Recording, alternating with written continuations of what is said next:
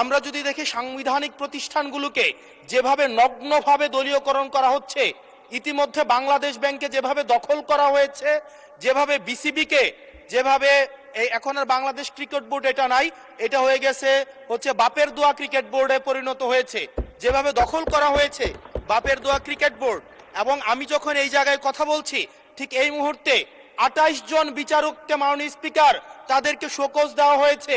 তাদের ব্যক্তিগত তাদের চ্যাট গ্রুপে তারা হচ্ছে তাদের মতামত প্রকাশ করার কারণে বিচারকদের হচ্ছে মাননীয় স্পিকার শোকজ দেওয়া হয়েছে।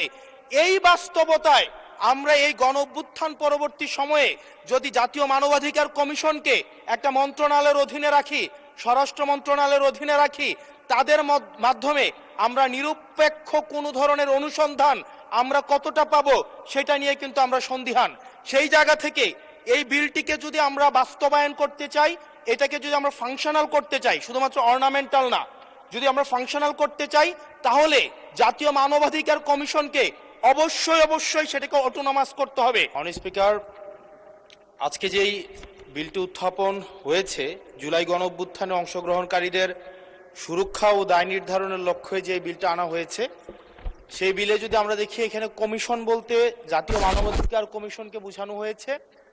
এবং এখানে 2 ঘতে সংজ্ঞার মধ্যে আমরা যদি দেখি, বিশৃঙ্খল পরিস্থিতির অপরাধমূলক অপব্যবহার, এটার ব্যাখ্যাটা দেওয়া হয়েছে রাজনৈতিক প্রতিরোধের পরিবর্তে সংকীর্ণ ও ব্যক্তিগত স্বার্থে সংঘটিত যে হত্যাকাণ্ডগুলো হয়েছে এটাকে একভাবে দেখা হবে।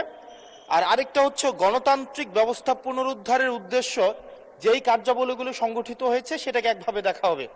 মাননীয় স্পিকার, প্রবলেমের জায়গাটা যেটা, সেটা হচ্ছে সংকীর্ণ ও ব্যক্তিগত স্বার্থে যে ধরনের সংগঠিত হত্যাকাণ্ড হয়েছে সেটাকে কে ডিফাইন করবে, সেটাকে কিন্তু ডিফাইন করবে এই আইন অনুযায়ী জাতীয় মানবাধিকার কমিশন। অর্থাৎ এই ইনডেমনিটিটা জাতীয় মানবাধিকার কমিশনের উপরে নির্ভর করবে। এবার এই জাতীয় মানবাধিকার কমিশনের যে অধ্যাদেশ, সেটা কিন্তু ইতিমধ্যে ল্যাপস করে দেওয়ার প্রস্তাব দেওয়া হয়েছে। এখন এই জাতীয় মানবাধিকার কমিশনটা এটা যে 2009 সালের অনুযায়ী যদি চলে, তাহলে সেটা কিন্তু পুরোপুরি সরকার নিয়ন্ত্রিত একটা মানবাধিকার কমিশন। যেই মানবাধিকার কমিশন বিরোধী দল ও মতকে দমনের জন্য ব্যবহার করা হয়েছে, ভিকটিম ব্লেমিং এর জন্য ব্যবহার করা হয়েছে, যেই মানবাধিকার কমিশন গুম খুনের বৈধতা উৎপাদন করা হয়েছে। মাননীয় স্পিকার, এই মানবাধিকার কমিশনকে যদি আমরা মন্ত্রণালয়ের অধীনে রাখি এবং ওই মানবাধিকার কমিশনের মধ্য দিয়েই যদি আমরা জুলাই গণ অভ্যুত্থানের এই কার্যক্রমগুলোকে বিচারের এবং নিরীক্ষণের দায়িত্ব দেওয়া হয়, সেক্ষেত্রে এই নিরীক্ষণ কিন্তু প্রশ্নবিদ্ধ হবে। এছাড়াও আমার সামনে যারা আছেন, আমরা হয়তো আমাদের থেকে এখানের প্রত্যেকটা সদস্য নির্যাতন, নিপীড়ন এবং তাদের যে পলিটিক্যাল রিপ্রেশনের মাত্রা শত সহস্র গুণ বেশি। আমরা তাদের কাছে প্রত্যাশা করেছিলাম এই জাতীয় মানবাধিকার কমিশনকে তারা একটা স্বতন্ত্র বডিতে নিয়ে যাবে, অথচ আমরা দেখলাম যারা সবচেয়ে বেশি নির্যাতিত হয়েছে, নিপীড়িত হয়েছে, তারাই এটাকে একটা মন্ত্রণালয়ের অধীনে রাখতে চাচ্ছে। এই অজুহাতে যে জাতীয় মানবাধিকার কমিশন যদি অটোনমাস হয়ে যায়, তাহলে সেটাকে হচ্ছে এটার জবাবদিহিতা কিভাবে নিশ্চিত হবে? মাননীয় স্পিকার, আমাদের ইলেকশন কমিশন, আমাদের হচ্ছে পিএসসি, আমাদের হচ্ছে দুর্নীতি দমন কমিশন, যদিও এটা কাজীর কেতাবে কেতাবে আছে, গোয়ালে নাই, কিন্তু এটা কিন্তু একাডেমিক ভাবে এটাকে ইভেন ইন্টারন্যাশনালিও এই জিনিসটা কিন্তু অটোনমাস হওয়ার কথা। সেজন্য মাননীয় স্পিকার, যেভাবে বর্তমানে প্রতিষ্ঠানগুলো নগ্নভাবে দলীয়করণ করা হচ্ছে, সেজন্য জাতীয় মানবাধিকার কমিশন যে দলীয়করণ করা হবে না, আবার বাপের দোয়া একটা মানবাধিকার কমিশন বা বিরোধী দল দমন কমিশন করা হবে না, এটার প্রতি কিন্তু আমাদের আস্থা নাই।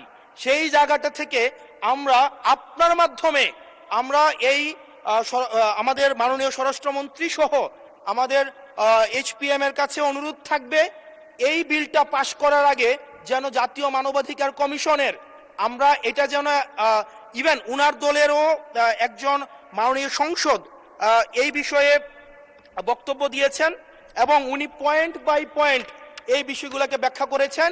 যদি জাতীয় মানবাধিকার কমিশন দলীয়করণ করা হয়, দিন শেষে গুম খুন থেকে শুরু করে আমাদের এই জুলাই ইনডেমনিটি, এটা দিন শেষে হচ্ছে যে পেপারেই থেকে যাবে, এটা দিন শেষে কোনো বাস্তবায়ন হবে না। সেই জন্য মাননীয় স্পিকার, এই বিলটা পাশ হওয়ার আগে আমাদের জাতীয় মানবাধিকার কমিশনের এই বিলটা হচ্ছে সুরাহা হওয়া, নিষ্পত্তি হওয়া জরুরি। না হয় বিসিবির মতো আমরা আবার বাপের দোয়া কমিশন দেখতে পাবো, আমরা হচ্ছে বাংলাদেশ ব্যাংকের মতো আবার দলীয়করণ দেখতে পাবো, আমরা বিশ্ববিদ্যালয়গুলোকে যেভাবে এক ধরনের দলীয়করণ করা হয়েছে আমরা সেটি দেখতে পাবো, আমরা বিচার বিভাগকে আবার যেভাবে এখন ভয়ের মধ্যে নিয়ে যাওয়া হচ্ছে। ধন্যবাদ মাননীয় সদস্য।